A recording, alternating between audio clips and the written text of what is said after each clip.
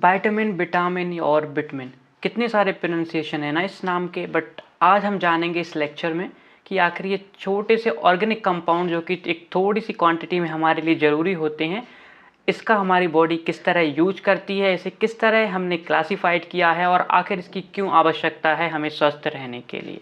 तो चलिए शुरू करते हैं। ये हमारी विटामिन सीरीज का फर्स्ट और आई थिंक लास्ट लेक्चर होगा, क्योंकि इसी लेक्चर के थ्रू मैं विटामिन से रिलेटेड सारे, मैं इसको विटामिन बोलता हूँ, आप विटामिन बोल सकते हो, मुझे बोलना अच्छा लगता है, मेरा प्रोनाउंसिएशन उसी तरह का है। तो इस लेक्चर में हम विटामिन से जुड़े सारे कॉन्सेप्ट को क्लियर करते हुए कंप्लीट विटामिन के बारे में जान लेंगे। तो इसके बाद मुझे लेक्चर बनाने की जरूरत नहीं पड़ेगी और तुम्हें भी सेकंड लेक्चर देखने की जरूरत नहीं पड़ेगी। तो चलो शुरू करते हैं। फर्स्ट हम देखते हैं कि विटामिन क्या होते हैं, बेसिकली इसकी डेफिनेशन क्या है, क्योंकि डेफिनेशन सबसे ज़्यादा एग्जाम्स में पूछी जाती है। चलो तो स्टार्ट करते हैं। Vitamins are organic compounds in food that are needed in very small amount for growth and maintaining good health. Vitamins क्या हैं? ऑर्गेनिक कंपाउंड्स है। ऑर्गेनिक कंपाउंड्स मतलब ऐसे कंपाउंड जिनमें कार्बन प्रेजेंट होता है इन फूड। फूड मतलब हमारे जो डाइट में जो हम खाना खाते हैं उसमें। That are needed in very small amount, जो कि बहुत कम अमाउंट में, बहुत थोड़े अमाउंट में हमारी बॉडी के लिए ज़रूरी होते हैं for growth and maintaining good health, हमारी ग्रोथ के लिए और हमारी गुड हेल्थ को मेंटेन करने के लिए। तो ये तो हमारे विटामिन की डेफिनेशन हो जाती है कि बेसिकली एक ऐसे न्यूट्रिएंट हैं, ऑर्गेनिक न्यूट्रिएंट्स है, जिसे हम खाने के थ्रू या हमारी बॉडी होती है, हाँ कुछ की सिंथेसिस होती है, लेकिन ज़्यादातर जो विटामिन हैं उन्हें हम खाने के थ्रू, डेली डाइट के थ्रू अपनी बॉडी के अंदर लेते हैं, इंटेक करते हैं, और हमारी बॉडी उनका क्या यूज करती है? ग्रोथ और मेंटेनेंस के लिए, प्रॉपर हेल्थ के। अब इसकी क्लासिफिकेशन की बात करते हैं कि हमने विटामिन को किस तरह से क्लासिफाइड किया है, क्योंकि ऐसा तो है नहीं कि हर विटामिन की अलग अलग नीड होती है ना। तो ऐसा नहीं है कि आप कुछ भी ले लोगे उससे आपको कोई सा भी विटामिन मिल जाएगा, तो ऐसा नहीं होता है। तो इसलिए हमने विटामिन को क्या अलग अलग ग्रुप्स में क्लासिफाइड कर दिया। अब पूछोगे आप कैसे क्लासिफाइड किया, तो मैं आपसे बोलूंगा कि क्लासिफिकेशन का बेसिस था आपका सॉल्युबिलिटी। सॉल्युबिलिटी मतलब जो वाटर में सॉल्युबल हो रहे थे, वाटर में सॉल्युबल होकर बॉडी में ट्रांसपोर्ट हो रहे थे, उन्हें हमने वाटर सॉल्युबल में डाल दिया, और जो फैट में सॉल्युबल होकर, बसा में सॉल्युबल होकर, फैट में सॉल्युबल होकर पूरी बॉडी में ट्रांसपोर्ट हो रहे थे, उन्हें हमने फैट सॉल्युबल में डाल दिया। तो जब हमने क्लासिफिकेशन किया तो हमने क्या देखा कि हमारे पास फैट और वाटर सॉल्युबल दो टाइप के विटामिन होते हैं। वाटर सॉल्युबल विटामिन क्या होते हैं? जो कि हमारे वाटर में सॉल्युबल हैं, जिनकी सॉल्युबिलिटी है जो पानी में घुल जाते हैं। और फैट सॉल्युबल विटामिन क्या होते हैं? जो कि फैट में सॉल्युबल होते हैं, जिनकी सॉल्युबिलिटी फैट में होती है, जो फैट के थ्रू ट्रांसपोर्ट होते हैं। तो फैट सॉल्युबल विटामिन में हमारे पास कौन कौन से विटामिन प्रेजेंट होते हैं? पहला विटामिन होता है हमारा विटामिन ए। अच्छा, यहाँ पे मैं विटामिन, कहीं पे विटामिन कहीं पे विटामिन, दोनों अच्छे लगते हैं। तो विटामिन ए क्या होता है? इसका साइंटिफिक नेम होता है, साइंटिस्टों ने जो नेम दिया है इसको, वो होता है रेटिनॉल। अच्छा नाम है ना, रेटिनॉल। अब विटामिन डी की बात करते हैं। अच्छा, विटामिन ए क्या करता है? आपकी आंखों की रोशनी बनाए रखता है। अब विटामिन डी का क्या काम है? तो विटामिन डी कॉलीकैल्सिफेरॉल इसे बोला जाता है। देखो नाम से ही कैल्शियम, कैल्शियम तो ये क्या करेगा? कैल्शियम का बॉडी में एब्जॉर्प्शन करवाएगा और आपकी हड्डियों और दांतों को मजबूत बनाएगा। विटामिन ई फाइलोक्विनोन्स, तो क्या है ये? क्यून। अब क्यून का काम क्या होता है? रानी का काम क्या होता है? खूबसूरती। जनरल सी बात है ना यार, रानी खूबसूरत होती है।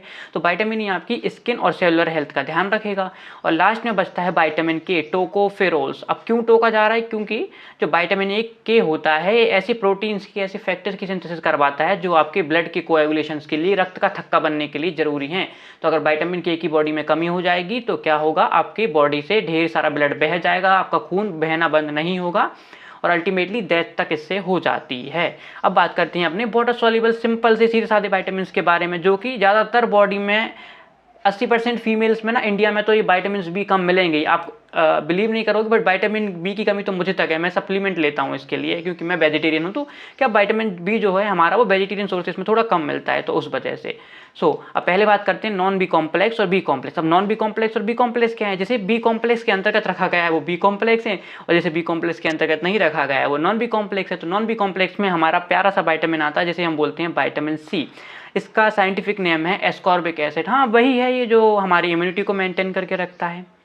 इसके अलावा विटामिन सी के और भी ढेर सारे काम होते हैं, उनके बारे में हम विटामिन सी का जो लेक्चर रहेगा, इसी लेक्चर के अंतर्गत विटामिन सी का जो सेक्शन रहेगा उसमें हम पढ़ेंगे। अब हम आगे बात करते हैं बी कॉम्प्लेक्स के बारे में। तो अब जो पुराना वाला जो क्लासिफिकेशन था ना, उससे थोड़ा सा बोर हो गया, तो मैंने कहा एक नया वाला क्लासिफिकेशन पढ़ते हैं। तो पहला हमारा आता है इसमें energy releasing substances. Vitamin B में पहला, बी कॉम्प्लेक्स के अंतर्गत पहले विटामिन कौन से आते हैं? Energy releasing. एनर्जी रिलीजिंग मतलब जो बॉडी में एनर्जी को, ऊर्जा को रिलीज करवाते हैं। किससे रिलीज करवाएंगे? आपने जो खाना खाया है उससे रिलीज करवाएंगे। बेसिकली क्या होते हैं? ये कोएंजाइम होती हैं। अब कोएंजाइम की तरह काम करते हैं। कोएंजाइम का मतलब क्या होता है? तो कोएंजाइम ऐसे फैक्टर होते हैं जो हमारी बॉडी में एंजाइम को एक्टिवेट करते हैं। एंजाइम को एक्टिवेट करने का मतलब क्या है? कि देखो सिस्टम ऐसा चल रहा है यहाँ पे कि दो लोग आपस में लड़ रहे थे, पर उनमें क्या बातों से लड़ाई हो रही थी आपस में। तो एक तीसरा बंदा आया, उसने दोनों को भड़का दिया और लड़ाई को क्या कर दिया, बढ़ा दिया, और फिर उसमें क्या हो गई, माराकूटी हो गई है उनमें। तो जो तीसरा बंदा था ना, इसको हम बेसिकली एंजाइम बोलेंगे। मतलब ये क्या कर रहा है, रिएक्शन के रेट को बढ़ा रहा है। पहले बातों से लड़ाइयाँ हो रही थी, अब उसने क्या हाथ पैर चलवा दिए। लेकिन अब प्रॉब्लम क्या होती है कि ये तीसरा बंदा भी ना पहले शांत था, लेकिन एक चौथा बंदा आया ना और इसने आके इसको भड़का दिया। मतलब तीसरे बंदे को भड़काया, चौथे वाले बंदे ने तीसरे को भड़काया और तीसरे ने पहले और दूसरे को भड़का दिया। सेकंड वाला जो हमारा एंजाइम था ना, जो एंजाइम एक्टिव किया, जिसने तीसरे बंदे को लड़ाई करवाने के लिए एक्टिव किया, उसी को हम बोलते हैं को एंजाइम या चौथा बंदा। कहने का सेंस ये है कि कोएंजाइम बेसिकली ऐसे फैक्टर होते हैं जो कि एंजाइम्स को एक्टिवेट कर देते हैं ताकि वो किसी रिएक्शन को तेजी से परफॉर्म करवा पाएं। तो ये कई सारे हमारे कोएंजाइम की तरह काम करते हैं जिससे कि एनर्जी रिलीज हो सके बॉडी में। तो पहला जो हमारा विटामिन है उसको हम बोलते हैं B1 एनर्जी रिलीजिंग में, इसका नाम होता है थियामीन। सेकेंड जो हमारा होता है इसको बोलते हैं B2 जिसका नाम होता है राइबोफ्लेविन। ये जो दूध में कलर दिखाई देता है ना येलो येलो, ये राइबोफ्लेविन की वजह से ही होता है। B3 को हम बोलते हैं नियासिन। B5 की बात करते हैं, ये होता है हमारा पेंटोथेनिक एसिड, एसिड ना। B7 की बात करते हैं तो ये होता है बायोटिन। हाँ, इससे हमारे बाल खूबसूरत होते हैं। ये वही है ना, बाल बाल वाला देखो B आ रहा है, B मतलब बाल, B मतलब बायोटिन, ऐसे ध्यान रखना। अब सेकंड हमारे पास आता है हीमेटोपोलिटिक। हीमेटोपोलिटिक का मतलब क्या हुआ, हीम वर्ड किसके लिए यूज होता है पता है ना, हीमोग्लोबिन के लिए। हीमोग्लोबिन मतलब ब्लड के लिए। तो ये क्या करेंगे बेसिकली, हमारे ब्लड का या हमारी RBC का मैच्योरेशन करवाएंगे, रक्त का बॉडी में प्रोडक्शन करवाएंगे, रक्त कोशिकाओं का बॉडी में मैच्योरेशन को हिंदी में क्या बोलेंगे, परिपक्व करेंगे रक्त कोशिकाओं को। मतलब कि तुम काम करो, हम तुम्हें जवानी की तरफ ले जाएंगे बेसिकली, उनको देखा जाए तो उनको यंग बनाएंगे। तो B9 इसमें सबसे पहला आता है हीमेटोपोलिटिक में, जिसको हम बोलते हैं फॉलिक एसिड या फोलेट। और सेकंड हमारे पास आता है B12 जिसको बोलते हैं साइनोकोबाल्मिन। ये दोनों मिलके भाई साहब, इन दोनों का काम क्या होता है ना, ये दोनों आपस में मिलते हैं और RBC के मैच्योरेशन की जो प्रोसेस होती है ना उसमें हेल्प करते हैं, उसमें ये काम करते हैं जिससे हमारी RBC मैच्योर होती है और हीमोग्लोबिन का प्रोडक्शन क्या करते हैं, ये मेंटेन करते हैं उसको प्रॉपर्ली। हमारी जो RBC है उसके मैच्योरेशन को ये मेंटेन करके रखते हैं दोनों, मतलब ब्लड बनाते हैं तो हीमेटोपोलिटिक हो जाएंगे। और थर्ड आता है हमारा अदर, बेचारे को अदर में डाल दिया, इसका नाम होता है B6 या पायरिडॉक्सिन। अकेला अकेला पड़ गया ये, लेकिन इसके साथ ही बंधु भाई भी इसमें होते हैं जो होते हैं पायरिडॉक्सोल और पायरिडॉक्सामिन। है basically B1 B2 B3 B5 B4 और B9 B12 और B6 ही, लेकिन ये पायरिडॉक्सल और पायरिडॉक्सामिन इसी ग्रुप के सदस्य होते हैं। तो इनको भी हमने अदर में रख दिया ताकि इसको अकेला फील ना हो। तो अब अगर आपसे कोई पूछे कि क्लासिफिकेशन क्या है तो आप बता दोगे कि देखो दो टाइप में हमने इसको बांटा है, जो वाटर में सॉल्युबल हो गए उसको हमने वाटर सॉल्युबल में रख दिया, जो फैट में सॉल्युबल हुए उनको फैट सॉल्युबल में रख दिया। फैट सॉल्युबल में vitamin A, vitamin D, vitamin E और K आते हैं, और वाटर सॉल्युबल में क्या आएगा, नॉन बी कॉम्प्लेक्स और बी कॉम्प्लेक्स। अब देखो दिक्कत, समस्या, प्रॉब्लम, परेशानी क्या हो गई है फैट सॉल्युबल विटामिन के साथ में, कि पहले वाटर सॉल्युबल की बात कर लेते हैं। चलो ठीक है, water soluble vitamin can not be stored in human body, their excess is excreted by urine. जो हमारे वाटर सॉल्युबल विटामिन है, पानी में घुलने वाले विटामिन है, इनको बॉडी अपने अंदर स्टोर नहीं करती है। इनका जो एक्सेस होता है वो हमारे यूरिन के थ्रू, यूरिन को हिंदी में क्या बोलते हैं वो आपको भी पता है तो मैं बताना नहीं चाहूँगा। तो जो हमारा यूरिन है उसके थ्रू क्या हो जाता है, ये हमारे यूरिन के थ्रू बॉडी से बाहर निकल जाते हैं। मतलब अगर आपने एक्सेस क्वांटिटी में इनको ले लिया तो पानी के साथ में पानी में बेसिकली इनकी घुलते हैं ये पानी में, तो अगर ज़्यादा हो जाते हैं तो हमारी किडनी क्या करती है, यूरिन के थ्रू इन्हें बॉडी से बाहर निकाल देती है। मतलब अगर ये धोखे से ज़्यादा क्वांटिटी में ले लिए गए तो ये टॉक्सिसिटी नहीं क्रिएट करती है, ये बहुत कम टॉक्सिक होते हैं। लेकिन जो फैट सॉल्युबल विटामिन है, अब इनके साथ में दिक्कत क्या हो जाती है, फैट में सॉल्युबल है और बॉडी क्या करती है, फैट को स्टोर करती है। कहाँ स्टोर करती है, हमारी एडिपोज टिश्यूज में और लीवर में। So significant amount of fat soluble vitamin can be stored in adipose tissue and liver. तो हमारे जो थोड़े अमाउंट में जो फैट सॉल्युबल विटामिन होते हैं वो कहाँ स्टोर हो जाते हैं, एडिपोज टिश्यू और लीवर में स्टोर हो जाते हैं, जिससे आगे चलकर समस्या हो सकती है, टॉक्सिसिटी इनकी आसानी से हो सकती है। तो अगर आप वाटर सॉल्युबल विटामिन ले रहे हो तो उन्हें डेली बेसिस पर लिया जा सकता है, उनकी टॉक्सिसिटी के कम चांसेस हैं। लेकिन अगर फैट सॉल्युबल विटामिन आप ले रहे हो तो बहुत कॉन्सर्न के साथ में और एक डॉक्टर के सर्टिफाइड डॉक्टर्स की देख रेख में इनको हमें कंज्यूम करना चाहिए। अब हम विटामिन ए की बात करें तो विटामिन ए बेसिकली क्या है, हाँ ये सबको पता है कि विटामिन ए से क्या आंखों की रोशनी अच्छी होती है और गाजर खाने से मिलता है। इसके अलावा इसकी कमी से नाइट ब्लाइंडनेस हो जाती है, रतौंधी हो जाती है, इन सब चीज़ों को भूल जाओ, हम इसको अच्छे से प्रॉपरली पढ़ेंगे। विटामिन ए क्या है, अब डेफिनेशन देखते हैं। Vitamin A is a group of unsaturated nutritional compound that include retinal, retinol and retinoic acid and several provitamin A carotenoids among which beta carotene is most important. तो vitamin A क्या है, एक unsaturated nutrition compound है। Unsaturated मतलब जिसके structure में double और triple bond present होते हैं। न्यूट्रिशनल कंपाउंड, न्यूट्रिशनल मतलब हमें पोषण देने वाला कंपाउंड है। इसके अंतर्गत कौन कौन से आते हैं विटामिन ए में, रेटिनॉल आता है, रेटिनल आता है और रेटिनोइक एसिड आता है। और सेवरल प्रोवाइटामिन ए कैरोटीनॉइड, इसके अलावा सेवरल प्रोवाइटामिन ए कैरोटीनॉइड्स भी आते हैं। कैरोटीनॉइड्स वही होते हैं जो फर्दर वाइटामिन ए में कन्वर्ट हो जाते हैं, मतलब ये कच्चा खाना है, ये पक्का खाना है, ऐसा समझ लो। कैरोटीनॉइड्स बेसिकली क्या होते हैं, कच्चा फॉर्म है वाइटामिन ए का, रॉ फॉर्म है जो बाद में कन्वर्ट हो जाएगा वाइटामिन ए में। Among which beta carotene is most important, जिसमें बीटा कैरोटीन सबसे ज़्यादा हमारे लिए उपयोगी है, इंपॉर्टेंट है। अब हम बात करते हैं इसकी आरडीए की। अब आप पूछोगे कि आरडीए क्या होता है। आरडीए का फुल फॉर्म होता है रिक्वायर्ड डेली अलाउंस, मतलब कि अगर सीधी भाषा में इसको समझा जाए तो डेली बेसिस पर हमें कितनी मात्रा में इसे कंज्यूम करना पड़ेगा। जैसे दवाइयों का डोज होता है ना, तो ये भी हमारा डोज ही है बेसिकली, लेकिन इसको क्या साइंटिस्ट ने क्या करा, इसको साइंटिस्ट ने ही या फिर जो हमारे न्यूट्रिशन सप्लायर्स वगैरह होते हैं या न्यूट्रिनिस्ट होते हैं, उन्होंने क्या किया, उन्होंने इसका एक सुंदर सा नाम रख दिया जिसको हम बोलते हैं RDA, required daily allowance. Required मतलब कितनी क्वांटिटी में रिक्वायर्ड है, डेली अलाउंस मतलब डेली हम इनको कितना दे सकते हैं। तो 600 माइक्रोग्राम से लेकर 4000 इंटरनेशनल यूनिट। इंटरनेशनल यूनिट भी क्या होती है, एक इकाई होती है जिससे हम विटामिन वगैरह की डेली क्वांटिटी को मापते हैं कि कितना डेली बेसिस पर हमें देना चाहिए। तो या तो आप 600 माइक्रोग्राम या 4000 इंटरनेशनल यूनिट पर डे, इतना आप अगर डेली बेसिस पर लेंगे तो आपकी आंखें स्वस्थ रहेंगी। बिल्कुल। अब बात करते हैं हम विटामिन ए के सोर्सेज के बारे में। सोर्सेज मतलब आपको ये कहाँ कहाँ से मिल सकता है। तो देखो, अगर आप वेजिटेरियन हैं, जैसे कि आप मेरी तरह हैं जो कि प्योर वेजिटेरियन है, हाँ वीगन नहीं हूँ मैं, वेजिटेरियन जरूर हूँ, तो अगर वेज सोर्सेज की बात करा जाए तो सबसे पहला आता है हमारे पास में वही चलता फिरता हमारा कैरेट्स, मतलब कि गाजर। ठीक है, अब गाजर खा लिया आपने, उसके बाद आप पपीते की तरफ जाएंगे तो पपाया भी इसका अच्छा खासा सोर्स होता है।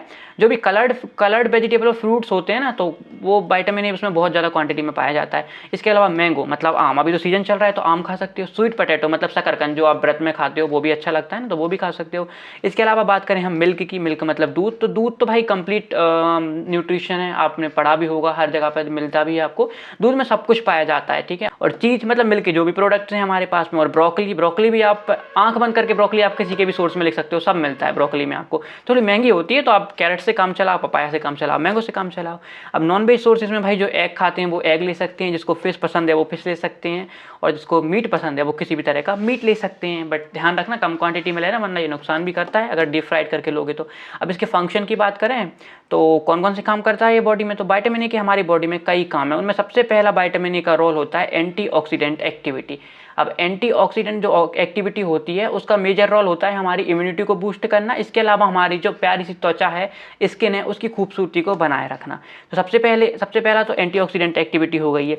इसके अलावा ये मेंटेन विजन, जो हमारा विजन है, जो हमारी आंखें हैं, जो हमारी नेत्र ज्योति है, शुद्ध हिंदी में बोला जाए तो उसको ये मेंटेन करके रखता है। इसके अलावा बूस्ट करता है हमारे इम्यून सिस्टम को, मतलब कि हमारी इम्यूनिटी को ये बढ़ाता है, रोगों से लड़ने की क्षमता को ये बढ़ाता है।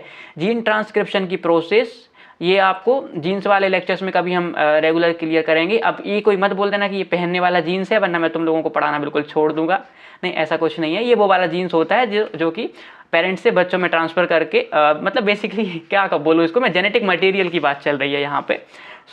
अगर बात की जाए बोन मेटाबॉलिज्म में भी हेल्प करता है। नहीं, हड्डियों को नहीं पचाता है, वो काम इसका नहीं है, उसके लिए दूसरी चीज़ें होती हैं।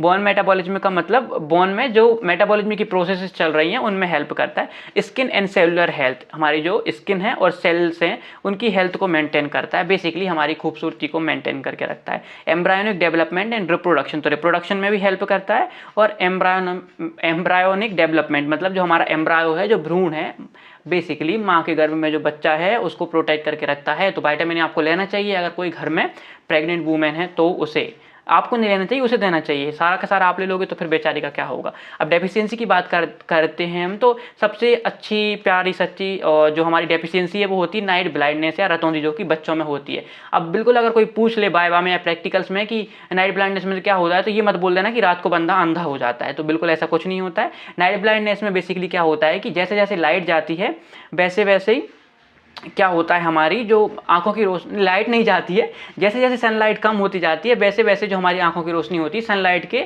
प्रोपोर्शनल में कम होती जाती है। मतलब जैसे जैसे सूरज ढलता जाएगा वैसे वैसे आपकी आंखों की रोशनी कम होती जाएगी। आपकी आंखों की रोशनी कभी कम ना हो, मैं ऐसी दुआ करता हूँ। मतलब जिसको भी ये डिसीज है उसकी आंखों की रोशनी कम हो जाएगी। अब सेकंड डिसीज होती है, उसको बोलते हैं जीरोप्थेल्मिया। जीरोप्थेल्मिया हमारी होती है एडल्ट्स में, ये भी इसी तरह की एक डिसीज है आंखों की। इसके अलावा पुअर विजन और लॉस ऑफ विजन भी इसके फंक्शन होते हैं। स्किन और सेलुलर हेल्थ भी इससे अफेक्टेड होती है अगर विटामिन ए की कमी हो जाती है। तो ये तो हो गया विटामिन ए। 14 मिनट के लेक्चर में केवल विटामिन, उसकी डेफिनेशन और क्या, हाँ, क्लासिफिकेशन और विटामिन ए के बारे में अभी तक हमने पढ़ा है।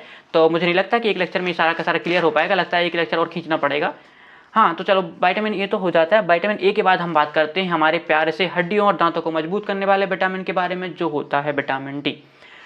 तो क्यों ना इसकी डेफिनेशन से स्टार्ट किया जाए। तो विटामिन डी क्या है? Vitamin D refers to a fat soluble secosteroids finds in liver and fish oil and are responsible for enhancing intestinal absorption of calcium, iron, magnesium, phosphate and zinc.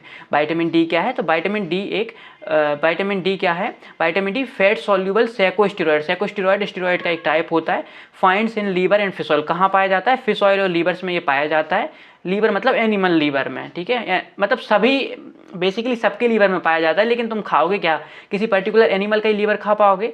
अब किसी इंसान का तो खाने वाले नहीं हो, तो ठीक है, तो ध्यान रखना इस चीज़ को। And are responsible for enhancing intestinal absorption, क्या करता है ये? इनहेंस करता है। इनहेंस मतलब बढ़ाता है। इंटेस्टिनल, इंटेस्टिनल मतलब जो हमारी आंत है वहाँ से एब्जॉर्प्शन को बढ़ाता है। किसका एब्जॉर्प्शन करवाता है?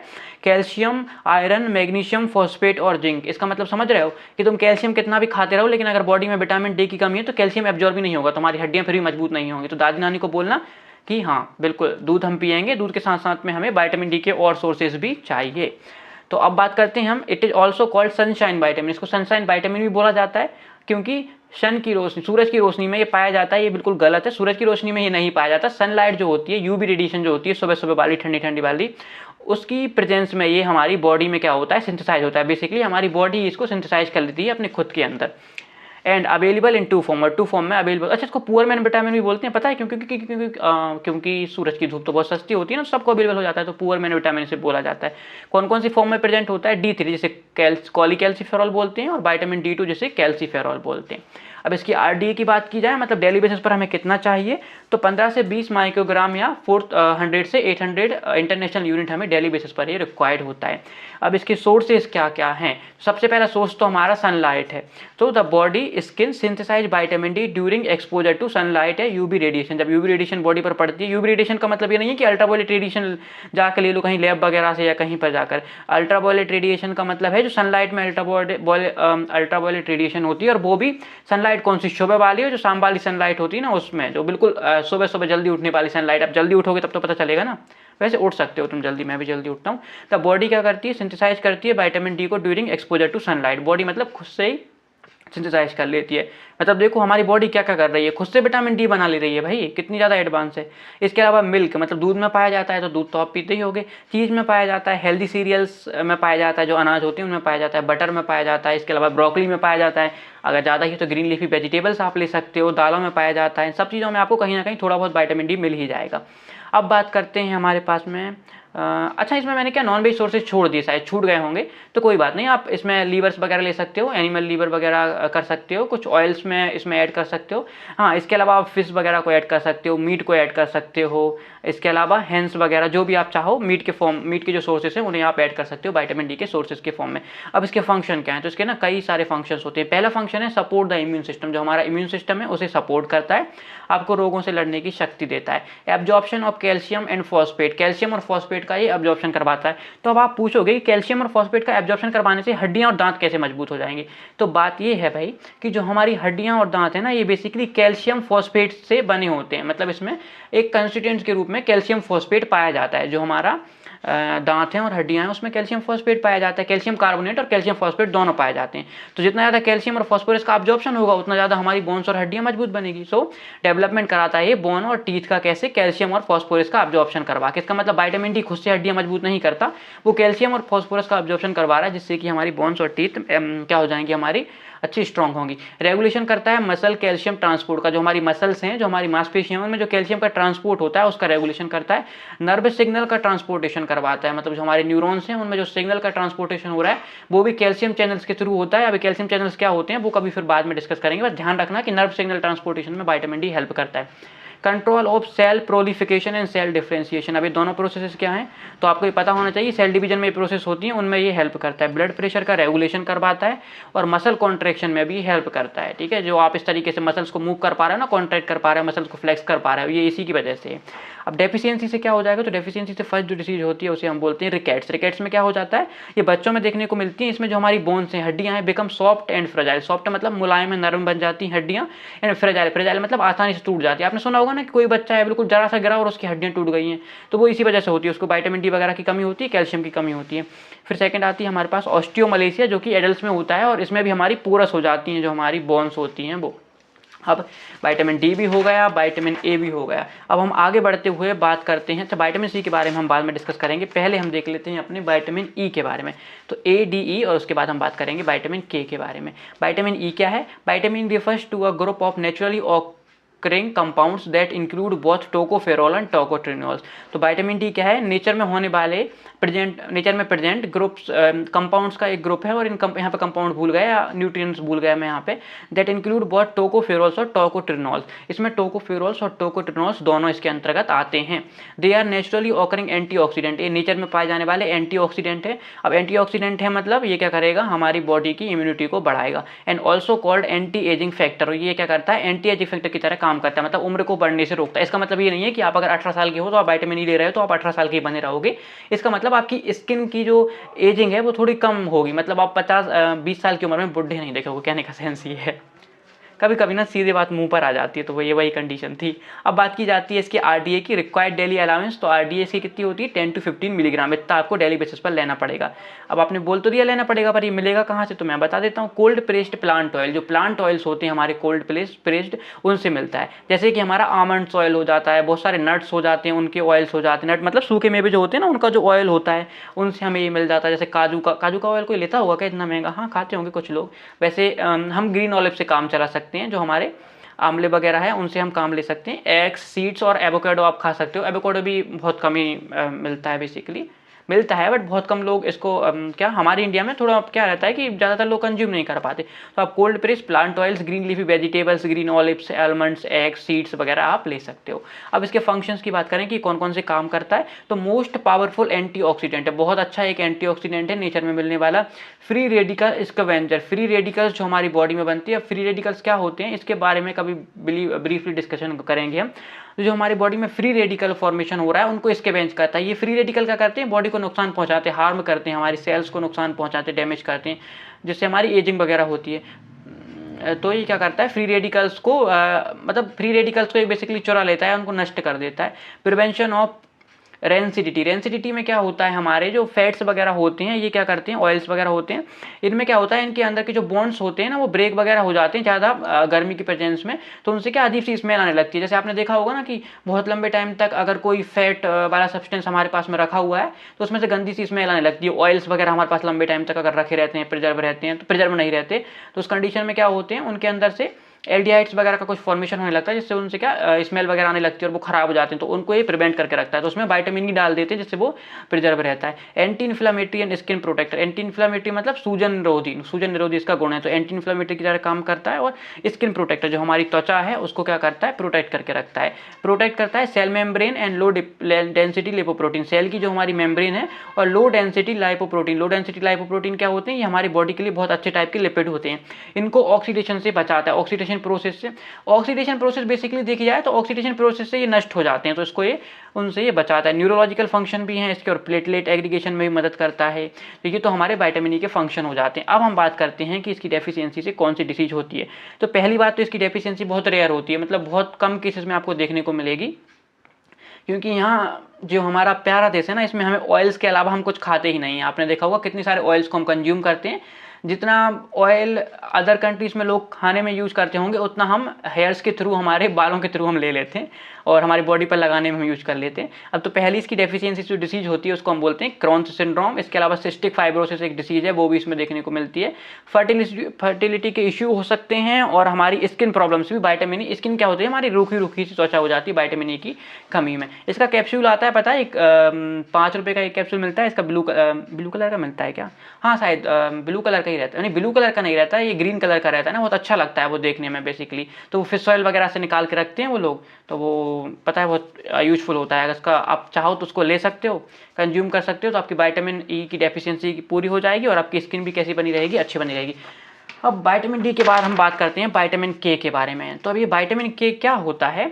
तो ये जो बेसिकली विटामिन के है ना, इसका मेजर फंक्शन होता है ब्लड का कोएगुलेशन। ब्लड का कोएगुलेशन मतलब ब्लड क्लॉटिंग करवाता है, रक्त का थक्का बनाता है, ताकि अगर कहीं किसी को ब्लीडिंग हो रही है, खून निकल रहा है, तो वहाँ पे थोड़ी देर बाद खून बहना बंद होता है, आपने देखा होगा। तो उससे क्या होता है कि हमारी बॉडी से ब्लड लॉस नहीं हो पाता है। तो अगर ब्लड लॉस नहीं होगा तो हम प्रोटेक्ट रहेंगे, वरना डेथ हो जाएगी अगर ज़्यादा ब्लड बॉडी से चला गया।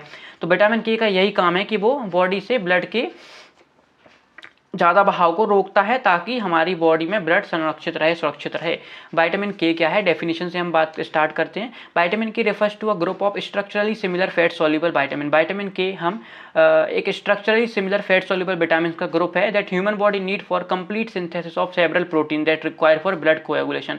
तो ये क्या करता है, बहुत सारे बॉडी में सिंथेसिस करवाता है प्रोटीन्स की। इन प्रोटीन्स का क्या काम होता है, ब्लड का कोएगुलेशन करवाना। ब्लड का कोएगुलेशन मतलब जिससे कि हमारी ब्लड की क्लॉटिंग हो सके, खून बहना बंद हो सके। Vitamin A include 2 natural vitamin. Vitamin A में 2 नेचुरल विटामिन हमारे पास आते हैं। विटामिन के 1 जिसको फाइलोक्विनोन बोलते हैं, विटामिन के 2 जिसको मीनाक्विनोन बोलते हैं। अच्छा नाम है ना, मीना वाला। मीना नाम तो अपना इंडिया में ज़्यादा देखने को मिलता है आपको, तो हो सकता है साइंटिस्ट इंडियन हो तो उसने रख दिया हो, ऐसा कुछ नहीं है। अब इसके आरडीए की बात की जाए तो 92-120 milligram per day, 92-120 microgram per day हमारे पास। एमसीजी लिखा है, मतलब माइक्रोग्राम पर डे हमारे लिए रिक्वायर्ड होता है। अब इसके सोर्सेज की बात करते हैं कि कहाँ से आपको विटामिन के मिलेगा। तो जो विटामिन के का हमारा पहला सोर्स है वो होता है naturally produced by bacteria in the intestine. जो हमारी इंटेस्टाइन है, जो हमारी आंत है, उसमें जो बैक्टीरिया पाए जाते हैं वो इसको नेचुरली प्रोड्यूस कर लेते हैं। मतलब सोचो बॉडी में बैक्टीरिया हैं और वो विटामिन प्रोड्यूस कर रहे हैं। तो हमारी बॉडी कितनी कॉम्प्लेक्स है ना, जो हम बाहर नहीं कर पा रहे हैं वो अंदर हो रही हैं प्रोसेसेस। तो इन्हीं हेल्दी गट बैक्टीरिया को हमें बचा कर रखना होता है, इसीलिए हम योगर्ट जैसी चीज़ों को लेते हैं, ताकि हमारी बॉडी में ये बैक्टीरिया रहेंगे तो ये क्या कर पाएंगे, हमारी बॉडी में सिंथेसिस करेंगे डिफरेंट टाइप के वाइटामिन की। अब सोर्सेज की बात हमने कर ली, तो सोर्सेज में पहला ये तो हमारा बॉडी बना रही थी। बॉडी के अलावा ये कहाँ मिलता है, ग्रीन लेफी वेजीज में, मतलब जो हमारी हरी भरी सब्जियाँ होती हैं, केल, स्पिनच, ब्रोकली, इन सब में आपको मिल जाएगा। पंपकिन, मिल्क, ग्रीन एप्पल्स, ये सब हमारे पास में सोर्सेज होते हैं हमारे विटामिन के। अब बात करते हैं इसके फंक्शन के बारे में। तो जिसका पहला फंक्शन है वो क्या है, essential for synthesis of coagulating factor. Coagulating factor मतलब ऐसे फैक्टर जो कि खून का थक्का या रक्त का थक्का बनाने के लिए जरूरी होते हैं, ताकि खून बहना बंद हो सके। अगर ये फैक्टर बॉडी में नहीं होंगे तो हमारा ब्लड कोएगुलेट नहीं कर पाएगा, कोएगुलेशन साइकिल नहीं चलेगी, ब्लड में ब्लड क्लॉटिंग आपकी नहीं हो पाएगी स्पॉट पर जहाँ से आपका खून बह रहा है बाहर चोट वगैरह से। ब्लड कोएगुलेटिंग फैक्टर्स की सिंथेसिस करवाता है। कौन कौन से फैक्टर, देखो ये फैक्टर्स होते हैं ना, इनके नाम होते हैं अलग अलग। इसके अलावा भी कई फैक्टर्स होते हैं, लेकिन सेकंड, फिफ्थ, ये रोमन काउंटिंग है ना, समझ तो आ रहा है, रोमन गिनतियाँ लिखी हुई है जो बचपन में बहुत पढ़ी होंगी आपने। तो सेकंड नंबर की, फिफ्थ नंबर की, 7th नंबर, 9th नंबर और 10th नंबर के जो कोएगुलेटिंग फैक्टर्स हैं उनकी सिंथेसिस करवाता है।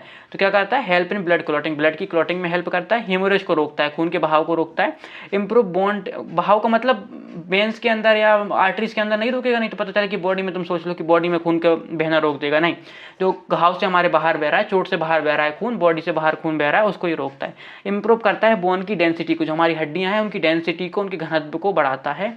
इसके अलावा प्रिवेंट करता है प्रोस्टेट कैंसर को भी प्रिवेंट करने में हेल्प करता है। लेकिन अगर बॉडी में कमी हो जाएगी तो फिर अनकंट्रोल्ड ब्लीडिंग होगी, इसको क्या बोलते हैं, विटामिन के डेफिशिएंसी ब्लीडिंग हो रही है, कंटिन्यूस ब्लीडिंग हो रही है, खून बहना बंद नहीं हो पा रहा है। ऑस्टियोपोरोसिस हो सकती है, हड्डियां कमजोर हो जाएंगी। कार्डियोवैस्कुलर डिसीजेस, इसका मतलब कि हमारी दिल से रिलेटेड और हमारी वैस्कुलर मतलब जो हमारी बेसल्स वगैरह होती हैं उनसे रिलेटेड हमारी बॉडी में डिसीजेस हो जाएंगी। तो ये हमारे 4 विटामिन, फैट सॉल्युबल विटामिन कौन से, विटामिन ए, डी, ई और के यहाँ से क्लियर होते हैं।